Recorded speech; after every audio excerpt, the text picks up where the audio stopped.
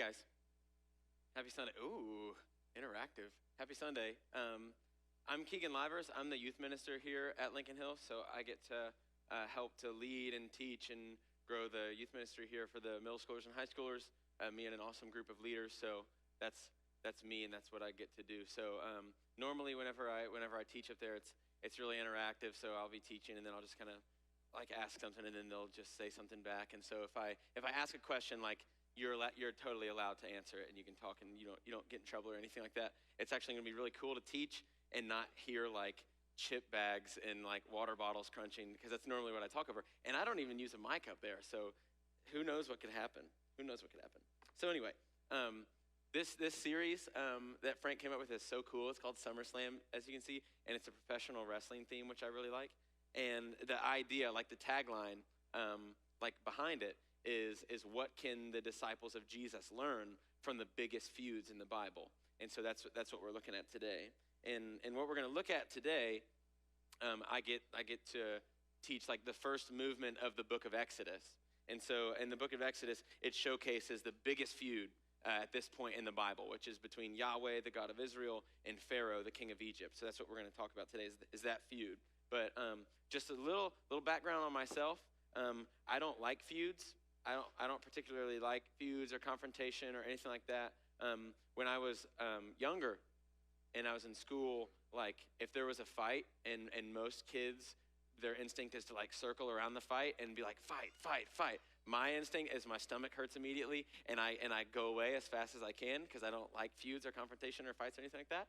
I don't like arguments or whatever, but juxtapose this, take that, and then juxtapose it with my childhood love of professional wrestling, and specifically Dwayne "The Rock" Johnson. If you see a picture of me from ages 3 to 7, the odds are I am probably wearing a Dwayne "The Rock" Johnson shirt. And in this case specifically, I'm wearing the same Dwayne "The Rock" Johnson shirt here as an adult as I was there in 2001. And so, that's same size. I haven't grown.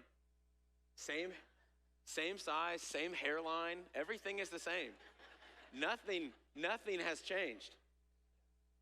And so take those two things. Like I really don't like confrontation and fights and things like that, but I love professional wrestling. And then, as a teenager, when I started working jobs and stuff like this, I could not stand like arguments or I would just run from it.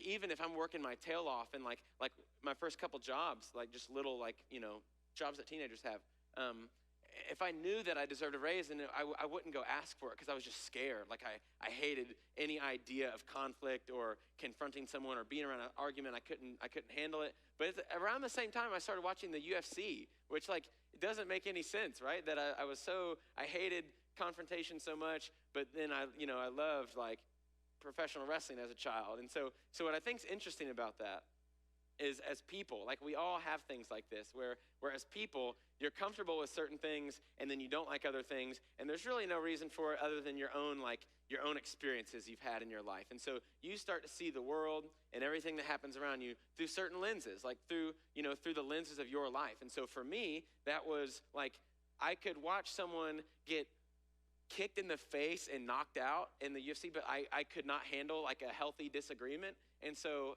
that doesn't make any sense. And so one of the things as my youth minister, when Frank was my youth minister, when I was in their seat and Frank was the one teaching me, one of the things that he really helped me with was understanding healthy confrontation and things of that nature. And so what he did for me was he helped me look at things with a fresh set of eyes, right? And so whereas before I was looking at any situation through 15 plus years of just things happening, and I filtered all through that, and he helped me to look at things with a fresh set of eyes. And so I say all that to say, we can look at the Bible with a fresh set of eyes, which sometimes we really need to do, because sometimes, it doesn't make a lot of sense that I could watch Dwayne "The Rock" Johnson body slam somebody 1,000 times and I just loved it, but then I couldn't stand a healthy disagreement. That's kind of backwards. And so I was impressing my own way of viewing things onto the situation. I was comfortable with some things, not comfortable with other things. And so I think we can do this to the Bible a lot. I think that we do this to the Bible, and I'm guilty of it too, where there's certain things that happen in the Bible and we're just kind of nah, I don't like that. I like this, I don't like that, I'm not comfortable with that. And so what we end up doing, there's two things really that we end up doing when we do this. And one is that like we kind of end up making a God that looks like ourselves. And that's not good, because you need a savior. And if you look like the person that, you hope is saving you, then things aren't really good. And so like, that's one thing. I didn't even really think about that before, but that's one thing. And then the other thing is that like, you're kind of like not honoring the Bible for what it is. Like when we do that, and I'm really guilty of this, and I'm trying to get better at this, is that like one thing that we talk about all the time up in youth group is that the Bible, when you go to read the Bible, it is a cross-cultural experience. Like it is really a cross-cultural experience. And so we think about it this way up there. We think like you wouldn't go on vacation and go visit like France or Germany or Brazil or Japan or Nigeria or Sierra Leone or wherever across the world. You wouldn't go there and experience the culture and look around and be like, wow, everything is backwards here. Like, I can't believe they view the world this way, or they're eating like that, or they dance like that, or that's how they greet each other. Like, you would, if you did that, like, you would be the most intolerant, like, closed-minded person ever, and you understand that, like, because they have a different worldview, a different way of seeing things. And so I think sometimes we can come to the Bible and forget that we're being dropped into a different place and time. We're communicating with a different people group, and it's a totally different worldview. And so when we come to these stories, like the story that we're going to talk about today in the book of Exodus, I think it's just really important that we just humble ourselves.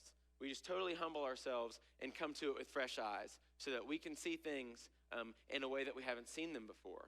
And so in the same way that Frank did that for me when I was a teenager, helping me to view conflict differently so that I can look at things with fresh eyes and I go, okay, wait, that wasn't evil like I thought it was. It's something healthy that happened or whatever. Like, I hope that we can look at the story of Exodus and we can just come out of it like, whoa, like that was fresh. Like that was really cool. That's what happened to me when I studied it. And so I say all that to say, like, at this point in the story of the Bible, this feud that we're going to look at, which is so interesting, you guys, they made like 1,000 movies about it, but they're not. But anyway, they're okay. The movies are okay.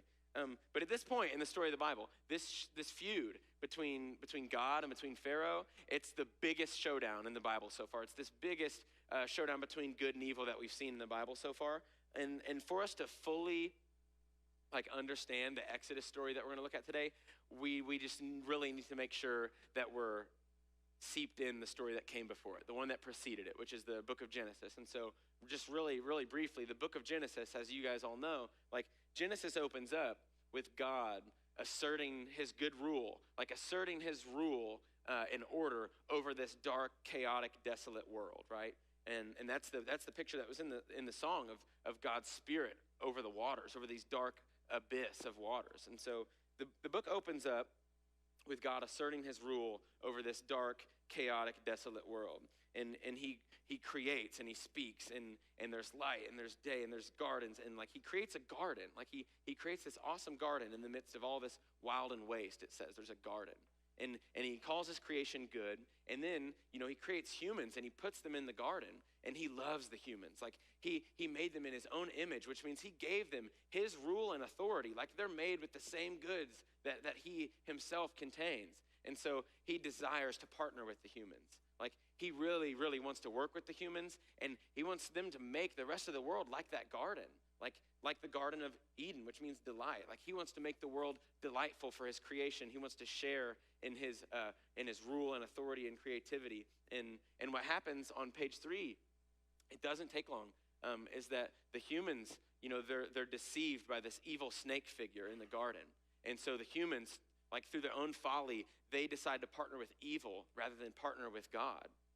And what happens here in the book of Genesis from chapter 3 on is this just down spiral of human evil, like of humans partnering with evil, and it just leads to violence and injustice and oppression, like really bad, like immediately really bad. Like so much so, it gets to the point where God can't allow it to go on. And so that's what Chris talked about last week when he talked about Noah and the flood story, is that the book says that every like human thought and intention was evil.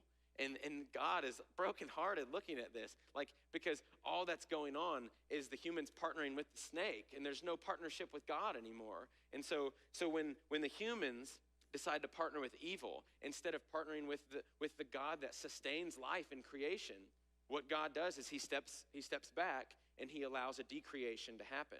And that's the image of the floodwaters collapsing back in, and the earth turns back into that dark, watery chaos that it was on page 1 before God spoke. But what happens is this theme that starts where God is going to redeem humanity through his chosen one.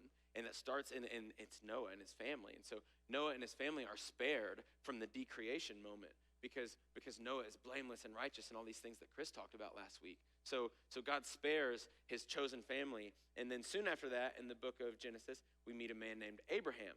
And God tells Abraham, through your family, I'm going to bless all the nations of the earth. And then the book of Genesis ends with Abraham's family, his lineage down in Egypt. And then when the book of Exodus opens, 400 years have passed, and that family of Abraham that went to Egypt, they've just grown exponentially. And so it starts all these awesome images and callbacks to the book of Genesis. It says that they were fruitful and that they multiplied and filled the land of Egypt, just like the vocabulary from Genesis. And they end up enslaved in Egypt.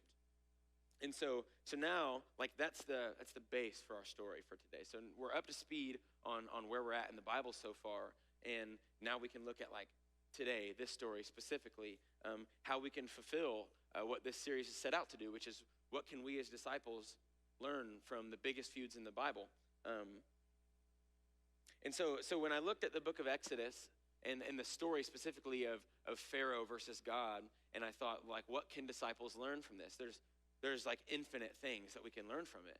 And so, like, there's so many themes being developed in the book of Exodus that are important for the rest of the Bible. And there's so much awesome callback to the book of Genesis that's continuing to build on the story as a whole. But as I read it, the scriptures are just so magnificent. Like, it's awesome. But the one theme that I was just absolutely captivated by was this theme that's repeated. It's repeated numerous times throughout the Exodus story, and I really think that it's foundational for the rest of the Bible. And like, I know for myself, and I hope for you, like, it's just crucial for your worldview as a Christian and for how you view God and how you view others in the world. And it's this idea that's repeated over and over in the book, and it's the theme of knowing the name of Yahweh. Knowing the name of Yahweh. And so this story, what it displays for us is God's character and his name as the liberator of the oppressed, like as the liberator of creation from evil. Throughout the whole rest of the Bible, in the prophets, in the Psalms, even in the New Testament, this is the story that is referred to when the biblical authors are talking about God's character and who he is, what he's on a mission to do, what he's about. Like, they talk about the Exodus as the story that defines God's character.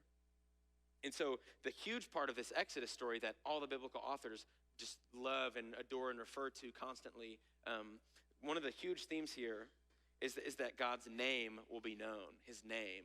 And so the word name here, really quick, the word name in Hebrew is Shem, which was also one of Noah's sons. His name was Name. And so Shem, what it means, it doesn't just mean like name as in like that's what you're called, like you're Noah or you're Jonas. Like that's not like it's more than that, right? It's like your story, your reputation, your social value, like what you're known for, like a family crest. Like think about like there's so much meaning in the name in the Bible, in the Shem. And so just a couple examples of that.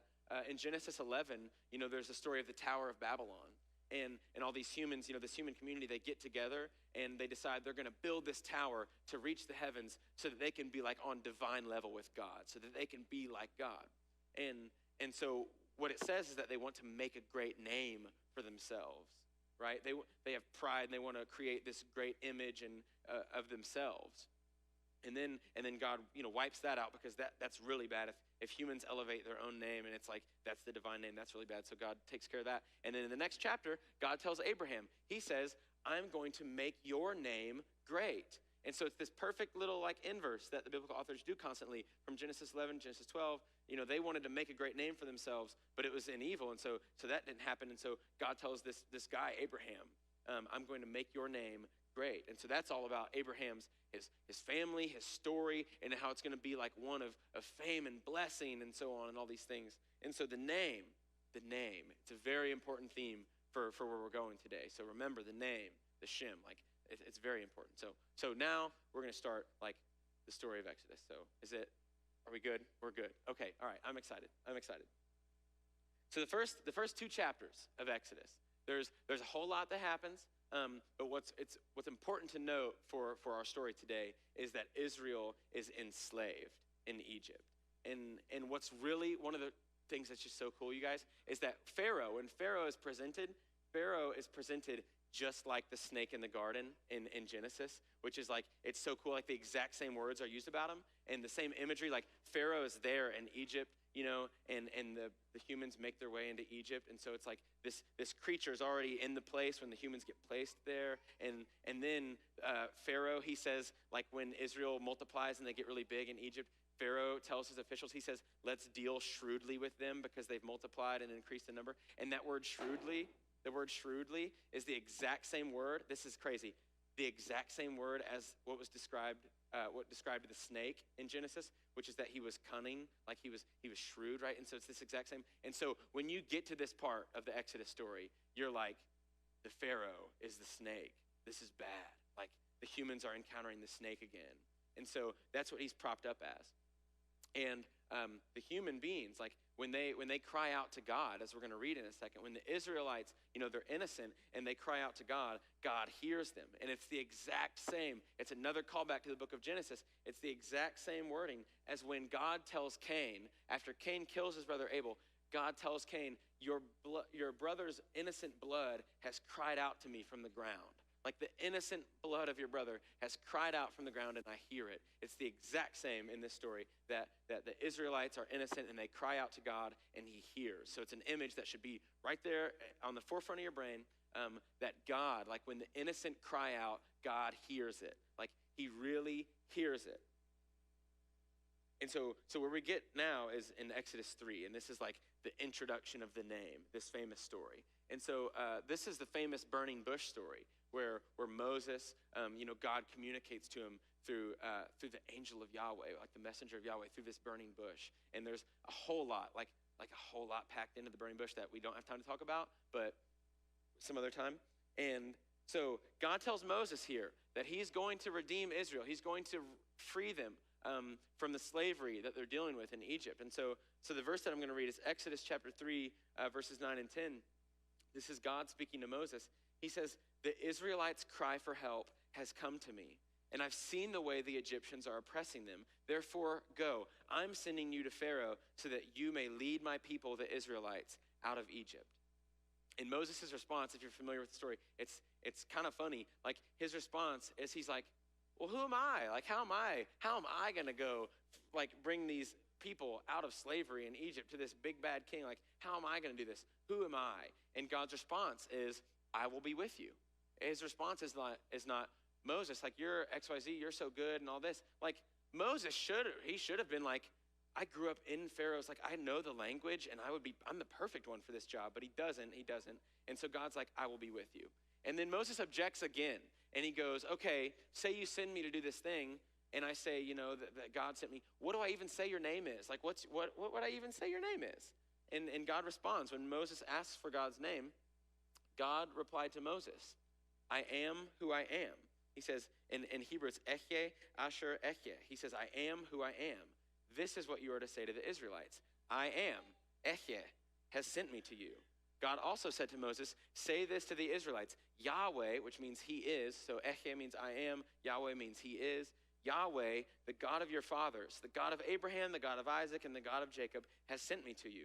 This is my name forever. This is how I'm to be remembered in every generation. And so when I was little, like, I'm going to clear up just for my own sake, like this was really helpful for me. And so if you look at the words in Hebrew, it's really interesting. Like when I was little, like Dwayne The Rock Johnson t-shirt sized me, when I read this story and Moses says, God, what's your name? And God says, I am who I am. I was like, what the heck does that mean? That makes no sense at all. And so, but it does make sense. It makes perfect sense. It's awesome. He says, I am who I am, which in Hebrew is Ehyeh Asher Ehyeh. And so Ehyeh, that word, it means I am, like I will be. It's a personal, like I will be, I am. And so when God says to refer to him as Yahweh, Yahweh is just like the third person form of Ehyeh. So Ehyeh is I am and I will be. Yahweh is, he will be. And so the name Yahweh, like what it truly means is that God is, he's the one who is, the one who will always be. Like he is being itself. He's not Eli, he's not Caden or Keegan. Like he just is. And so it's like you can't just put a name on him because he is all being encapsulated because he's the source of life. And so he says, my name is Yahweh, which means he is, he will be. And so like when I learned that, I was like, holy cow, this blows the whole book open. This is awesome. And so what we have here is the introduction of the name in chapter 3. And what's really crucial for the story, what we can learn from it as disciples, is that God's name is to be associated with rescuing, with hearing the cry of the innocent and rescuing the oppressed. Because right there in chapter 3, God says, the Israelites cry for help. It's come to me. Like I hear the innocents cry for help. And I've seen the way that they're oppressed, and we're going to rescue them. And he says, my name is Yahweh. And so what we have here in those two things packaged together, it's like the name of Yahweh. It's to be associated with the one who hears the cry of the innocent and who is there to rescue them, who desires to rescue them. And so as we learn like what the name of Yahweh is about, and then since we're talking about this feud, what we get next is what the name of Pharaoh is all about. And it's like, you can see why this guy is portrayed as the snake in this story. Like, it will make your skin crawl. And so chapter 5 is where we get Pharaoh challenging the name. Pharaoh challenges the name here. And so I'm going to read Exodus chapter 5, verses 1 through 9. They'll be on the screen. And yeah, just this is crazy stuff. Moses and Aaron went in and said to Pharaoh, this is what Yahweh, the God of Israel, says. Let my people go so that they may hold a festival for me in the wilderness. But Pharaoh responded, who is Yahweh that I should obey him by letting Israel go? I don't know anything about Yahweh, and besides, I will not let Israel go. Then they answered him, the God of the Hebrews has met with us. Please let us go on a 3-day trip into the wilderness so that we may sacrifice to Yahweh our God. And the king of Egypt said to them, Moses and Aaron, why are you causing the people to neglect their work? Get to your work. And Pharaoh also said, look, the people of the land are so numerous, and you stopped them from working. That day, Pharaoh commanded the overseers of the people, as well as their foremen, don't continue to supply the people with straw for making bricks as before. They must go and gather straw for themselves. But require the same quota of bricks from them as they were making before. Do not reduce it, for they are slackers. That is why they are crying out, let us go and sacrifice to our God. Impose heavier work on the men, then they will be occupied with it and not pay attention to deceptive words. Whoa. Like here we have Moses basically goes to Pharaoh and he says, hey, Yahweh is asking that you let his people go. And Pharaoh's response is, who is Yahweh? I don't recognize this Yahweh God. In fact, I'm going to crank up the heat on my slaves just to prove that they belong to me. They don't belong to this Yahweh guy. They belong to me. And I'll treat them how I want to treat them. So here we have Pharaoh challenging the name of Yahweh. We have a human who is challenging the one who is like being itself. As if they're on the same ground, as if they're on level playing ground, he challenges the name of Yahweh. And so what we get here in the story is we come to a contest of reputation. We get to a battle of these two names. It's like a showdown. And who is going to win this? It's a battle between two names, two reputations. And because Yahweh's name, as we just talked about, Yahweh's name is to be associated with the liberation of all creation from that evil snake, from the power of that snake. And since God's name is to be associated with the liberation of creation from that snake, when God is face to face with a snake, with the snake in the form of this imperial king of Egypt who will not recognize the one true God, it's time to crush a snake in the story, just like it's said in Genesis. It's time for the snake to be crushed. And so we come to Exodus chapter 6, and this is where God promises his people freedom by his name. And so this continues to build as we learn the name of Yahweh. God says he's going to give his people freedom by his name. And so Exodus chapter 6, verses 6 through 8. God says, therefore, tell the Israelites, I am Yahweh, and I will deliver you from the forced labor of the Egyptians and free you from slavery to them. I will redeem you with an outstretched arm and great acts of judgment. I will take you as my people, and I will be your God. You will know that I am Yahweh, your God, who delivered you from the forced labor of the Egyptians. I will bring you to the land that I swore to give to Abraham, Isaac, and Jacob, and I will give it to you as a possession. I am Yahweh. So the importance of God's name here is just like over and over and over. He says, this is how you will know that I am Yahweh. Yahweh is the one who is going to free the innocent from the oppression that they're dealing with, from evil. And so chapters 5 and 6, we get the beginning of this confrontation between Yahweh and between Pharaoh. And it builds up into this showdown. And what happens next is built up in Exodus chapter 7, verse 5. And we're going to get into this section that's like the battle of the names, the name of Yahweh versus the name of Pharaoh. And so that's about 7 chapters, 7 through 14. And the base for it is right here in chapter 7, verse 5. God says, and again, same theme of the name. He says, the Egyptians will know that I am Yahweh when I stretch out my hand against Egypt and bring out the Israelites from among them. And so this is where the story gets really uncomfortable. If you're like me and you grew up reading this story, and again, like I said about, I love Dwayne The Rock Johnson, love, Francis Ngannou knocking people out in the octagon, whatever, but I don't like asking, my pizza manager for a raise, and I don't like when my friends get in arguments, and so it's all because of this worldview, right? And so we all have these worldviews that we look at everything through. And so what we really have to do when we come to this story, we have to look at it with fresh eyes. We can't impose our instincts on it. We have to look at it as the authors are handing it to us. And so whereas this story was always I was like, oh my gosh, this is terrible, and this is blah, blah, blah. Like, if you look at it with fresh eyes, which is what I hope we do today, you come away from it the same way that people always come away from an encounter with God, and it's transforming. And so this sets up, this verse that we just read, it sets up this series of events that's really challenging to read. It sets up this series of events where God, he gives Pharaoh 10 chances to turn from his sin, to let Israel go, to let them out of slavery. He gives Egypt 10 opportunities to stand down. And every time Pharaoh digs his heels in, takes his gloves off, and he's like, let's do this, Yahweh. I don't recognize you as God. I am taking part in the snake's plan. That's what I want to be a part of. And so he's like, let's throw down. And so when God is confronted by the snake, it's time to crush a snake, right? And so this story, as we come to it, there's 10 signs and wonders performed in this story. And you hear them called the 10 plagues a lot. Only one of them is a plague. So they're not 10 plagues. It's the 10 signs and wonders that God performs in Egypt. And they're all done so that the name of Yahweh would be known, so that the innocent can know that they can be freed, and so that evil knows it doesn't have the last word. The name of Yahweh will be known through these 10 signs and wonders.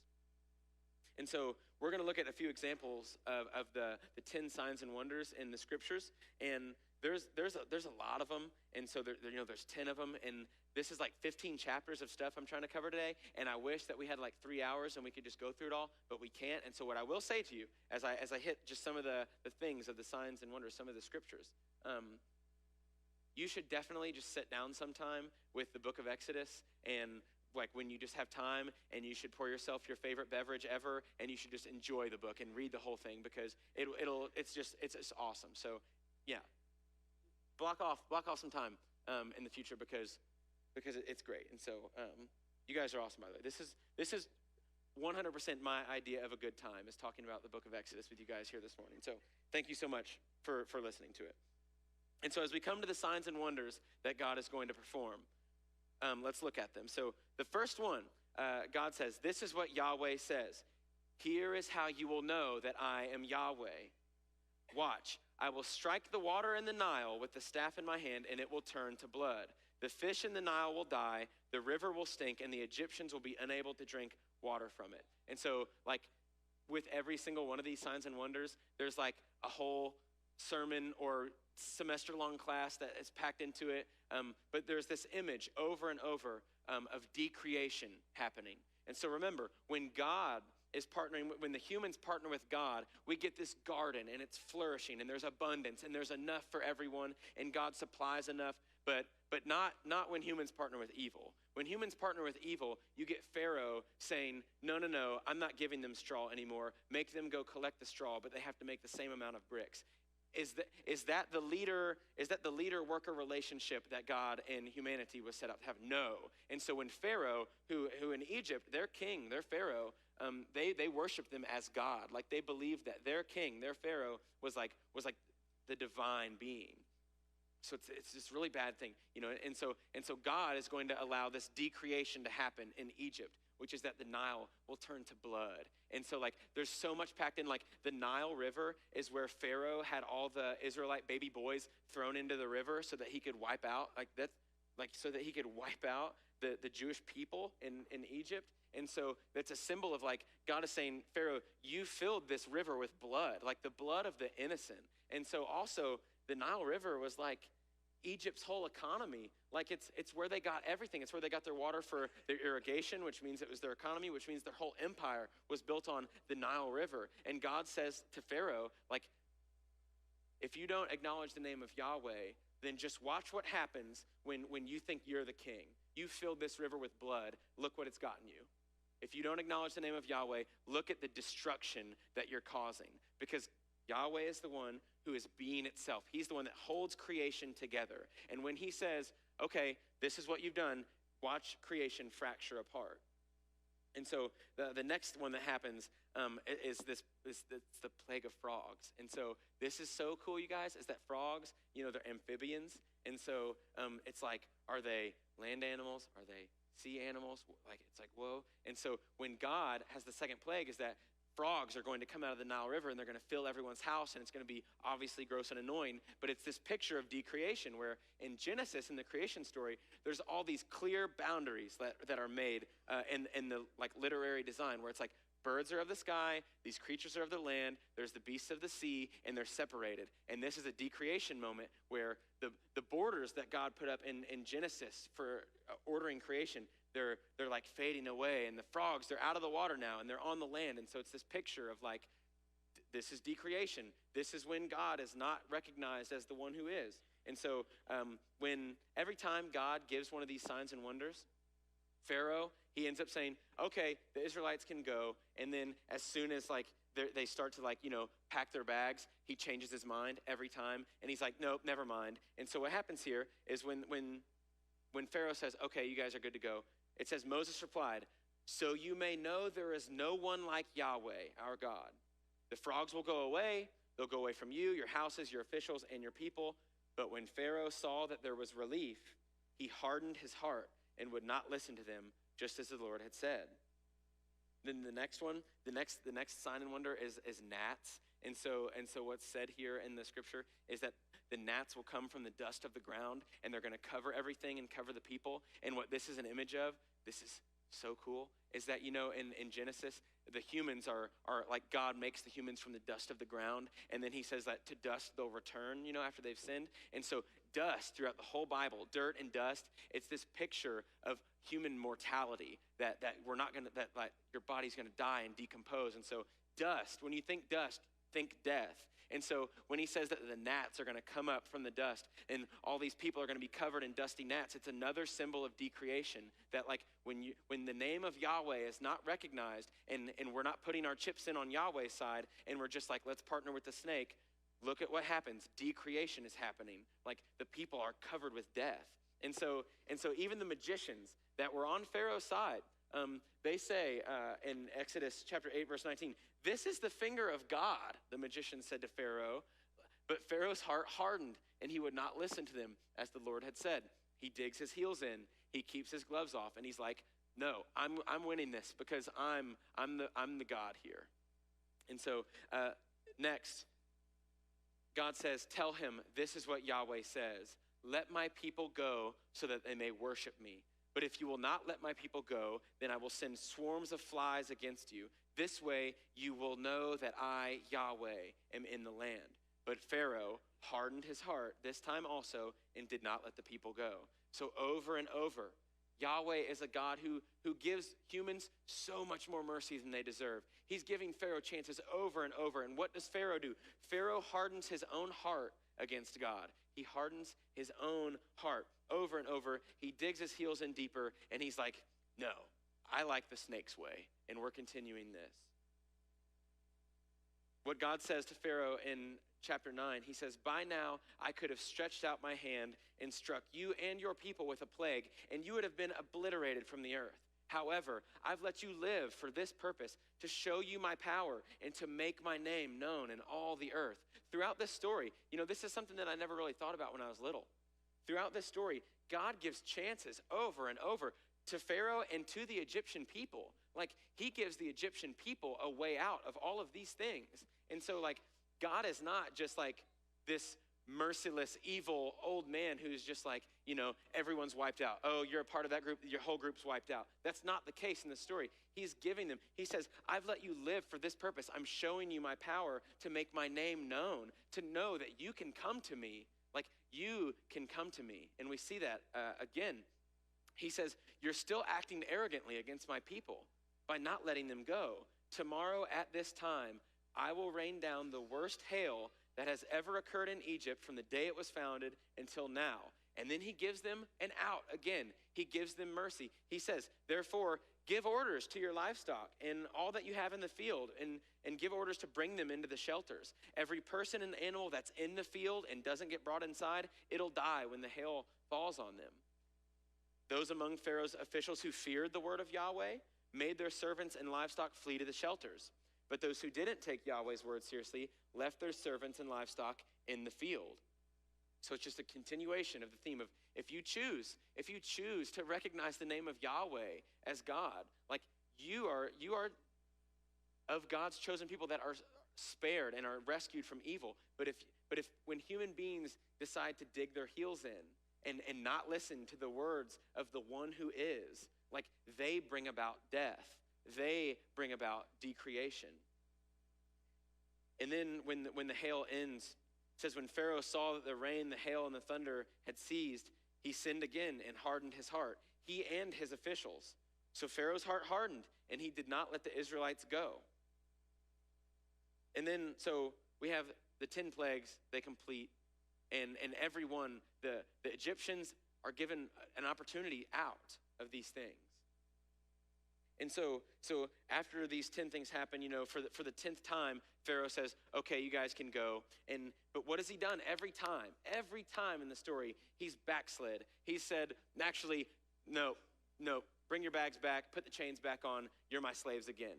Get ready because we're cranking it up. We're going to crack the whip again, right? And God, because he's Yahweh, he's the one that hears the cry of the innocent, and he is the one who is known for liberating creation out of darkness. God cannot allow this to go on.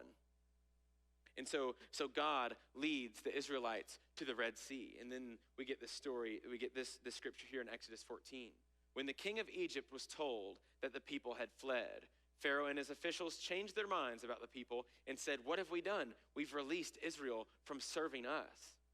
So he got his chariot ready. He took his troops with him. He took 600 of the best chariots and all the rest of the chariots of Egypt with officers in each one. And Yahweh hardened the heart of Pharaoh, the king of Egypt, and he pursued the Israelites who were going out triumphantly. So here we have God himself hardening the heart of Pharaoh. And God says to Moses here at the Red Sea, he says, lift up your staff, stretch out your hand over the sea, and divide it so the Israelites can go through the sea on dry ground, and I'm going to harden the hearts of the Egyptians so they'll go in after them, and the Egyptians will know that I am Yahweh. So Moses stretches out his hand over the sea, and the Israelites pass through, and at daybreak, the sea returns to its normal depth. It closes up. And while the Egyptians were trying to escape from it, the Lord threw them into the sea. The waters came back and covered. This is just like the flood. So remember the flood. The waters came back and covered the chariots and the horsemen, the entire army of Pharaoh that had gone after them into the sea. None of them survived. That day, the Lord saved Israel from the power of the Egyptians. And Israel saw the Egyptians dead on the seashore. And when Israel saw the great power that Yahweh used against the Egyptians, the people feared Yahweh. They revered the name of Yahweh. They loved and respected and feared the name of Yahweh, and they believed in him and in his servant Moses. And so this story for forever for me was always really uncomfortable. And I always thought that it meant something that it didn't. But it was because I was looking at it through my own lens. I wasn't looking at it through the lens of the whole story of the Bible and through the character of God. God explains his character the first time in the scriptures, and it's actually the most quoted verse in the whole Hebrew Bible, the Old Testament, is at Mount Sinai. God says to Moses, he says, "The Lord is compassionate and gracious and slow to anger and overflowing with loyal love and faithfulness." That's the character of God. And that means that the character of God, it's shown in this story, because this is the story that every other biblical author appeals to when they want to make a point about God's goodness and his creation and his faithfulness. And so if we're coming to this story and we're seeing one thing, but everyone else in the Bible and Jesus himself is seeing something else, we have to think, maybe we've got things off. Maybe it's like me when I was a little kid, and even though I love seeing Dwayne "The Rock" Johnson slam people through tables, I couldn't handle approaching a healthy disagreement because my way of viewing things was off. Some things I thought were okay, some things I thought weren't okay, and that was my askew human perspective, right? And so when we look at this story, we need to look at it the way that Jesus would have looked at it. This would have been the story that little Jesus grew up listening to. And his mom and dad would be telling him this story. And this would grow Jesus' affections for his heavenly Father as the one who freed his people from slavery. And through whom Jesus would be the one that would be the culmination of this story, that would free all of humanity from the slavery and the evil bondage that they deal with. And so here, what we can learn as disciples of Jesus, and one of the things that Frank taught me is that the word disciple, it means learner. It means learner. And so as we learn from Jesus, as we encounter God in the scriptures, one of the things that we can learn from this story in Exodus is that the name of Yahweh, it's made known through acts of creation, but also through liberation.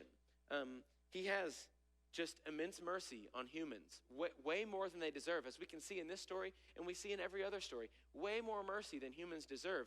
God's name, the name of Yahweh, is made known in those moments.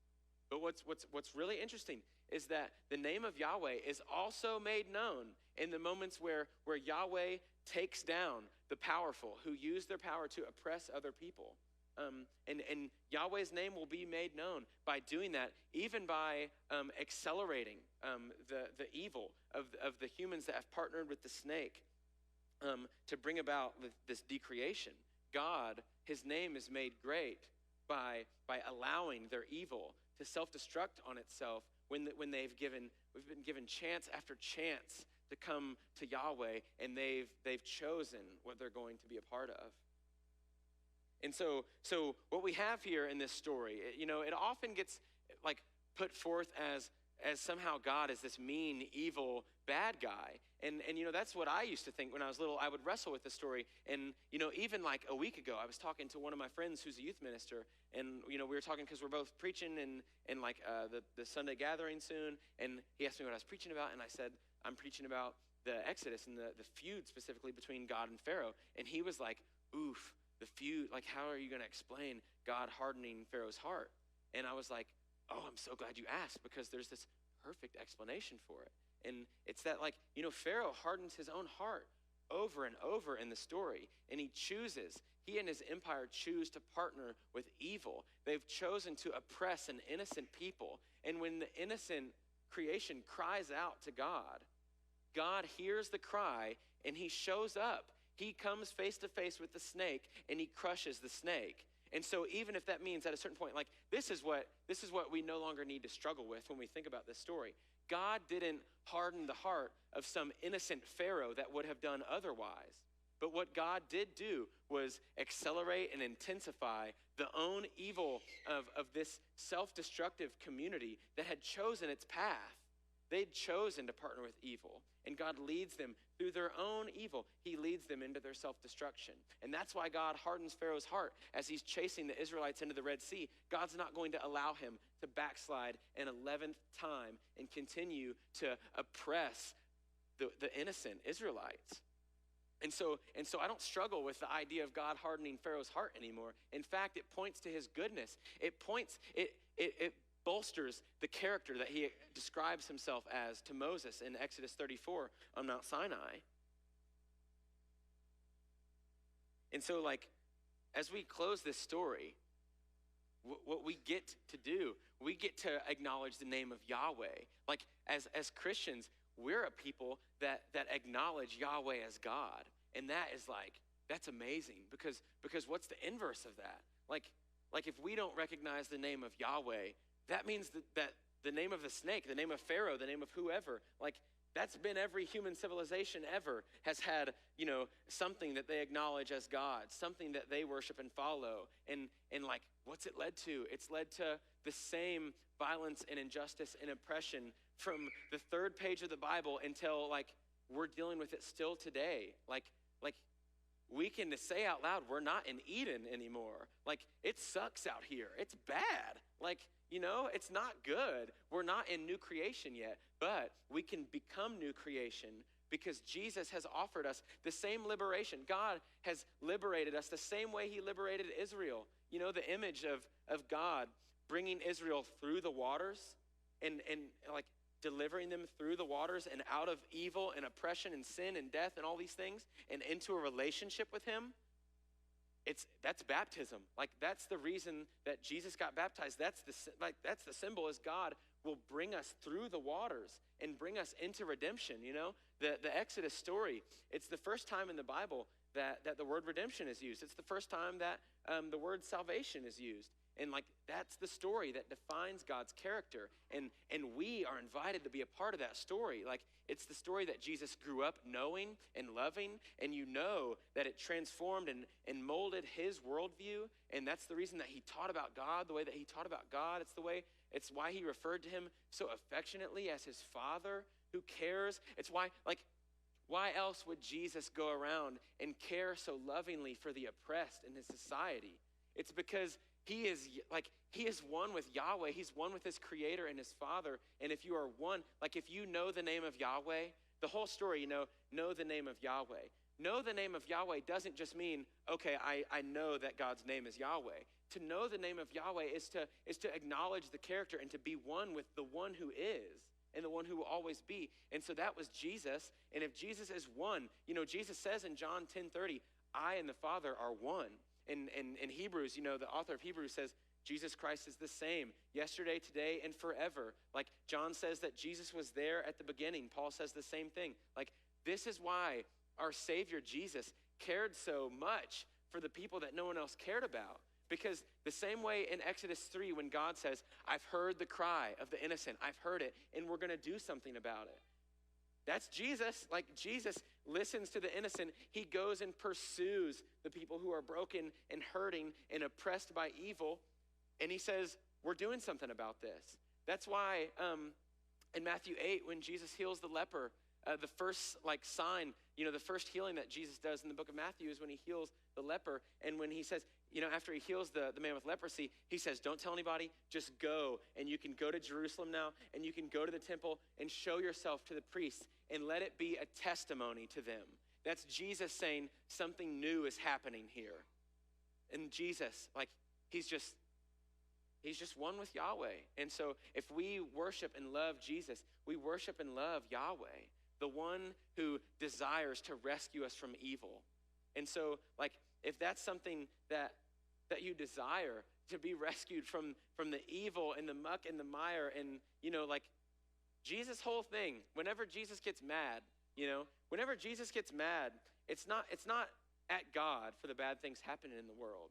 He's not mad at God. He's mad at the freaking snake from Genesis 3. That's what he's mad at, and that's what he's going to crush. And that's the story of Exodus, that's the story of Jesus on the cross, and that's the story of the empty tomb. It's all this one big, beautiful story that we are now on the tail end of, where we get to be invited into it, and we get to be invited into new creation forever. And so we don't have to be a part of the story of listening to Pharaoh when Pharaoh says, I'm not going to supply the straw for the bricks anymore. You go pick the straw yourself, but it's the same amount of bricks you have to make. we don't work for a boss like that. We get to serve and love and have a relationship with a God who desires to partner with us. We're not his slaves in that way. Like, we get to be his partners in new creation. And so the way that we're gonna close up today, I think it's the best possible way that we could button this up. That's a paper. It's all good. It's full of them.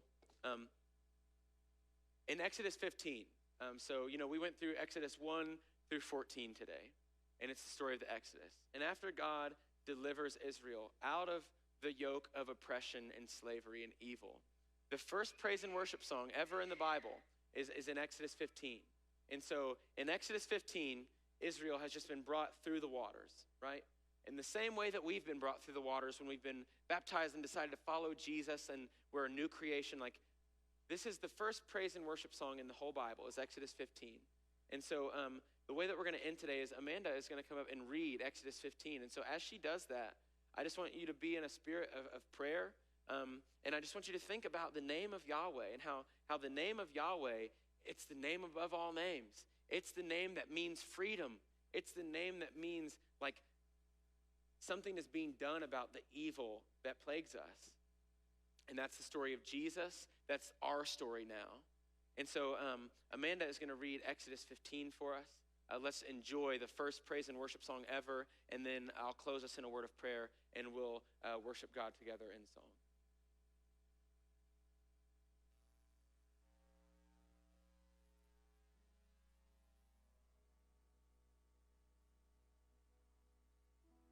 Then Moses and the Israelites sang this song to the Lord. They said, "I will sing to the Lord, for he is highly exalted. He has thrown the horse and its rider into the sea. The Lord is my strength and my song. He has become my salvation. This is my God, and I will praise him, my Father's God, and I will exalt him. The Lord is a warrior. Yahweh is his name. He threw Pharaoh's chariots and his army into the sea. The elite of his officers were drowned in the Red Sea. The floods covered them. They sank to the depths like a stone. Lord, your right hand is glorious in power. Lord, your right hand shattered the enemy. You overthrew your adversaries by your great majesty. You unleashed your burning wrath, and it consumed them like stubble. The waters heaped up at the blast of your nostrils. The currents stood firm like a dam. The watery depths congealed in the heart of the sea. The enemy said, I will pursue, I will overtake, I will divide the spoil. My desire will be gratified at their expense. I will draw my sword. My hand will destroy them. But you blew your breath, and the sea covered them. They sank like lead in the mighty waters. Lord, who is like you among the gods? Who is like you, glorious in holiness, revered with praises, performing wonders? You stretched out your right hand, and the earth swallowed them. You will lead the people you have redeemed with your faithful love. You will guide them to your holy dwelling with your strength. When the people hear, they will shudder. Anguish will seize the inhabitants of Philistia. Then the chiefs of Edom will be terrified. Trembling will seize the leaders of Moab. The inhabitants of Canaan will panic, and terror and dread will fall on them. They will be still as stone because of your powerful arm, until your people pass by, Lord, until the people whom you've purchased pass by. You will bring them in and plant them on the mountain of your possession. Lord, you have prepared the place for your dwelling. Lord, your hands have established the sanctuary. The Lord will reign forever and ever.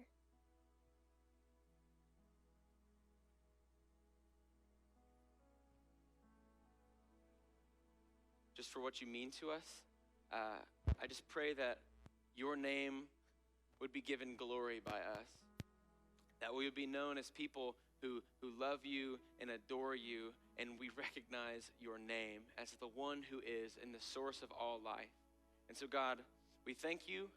We thank you for being the one who supplies life and for loving us so much and inviting us into life and for constantly making it known to us that we can turn from evil and that we don't have to partner with evil, God, and that we can partner with you, that we can be made new through Jesus. And so today, God, we just lift up praise to the name of Yahweh. And I just pray that as a church family, we would be a family that glorifies you and shines brightly and shows your goodness and your character to the rest of the world, just as you called the nation of Israel to do, just as you called the Christian church to do through Jesus. I pray that we would be that. So we love you so much, and we thank you for Jesus, for liberating us from our slavery to sin. We ask all these things in Jesus' amazing, life-saving name. Amen.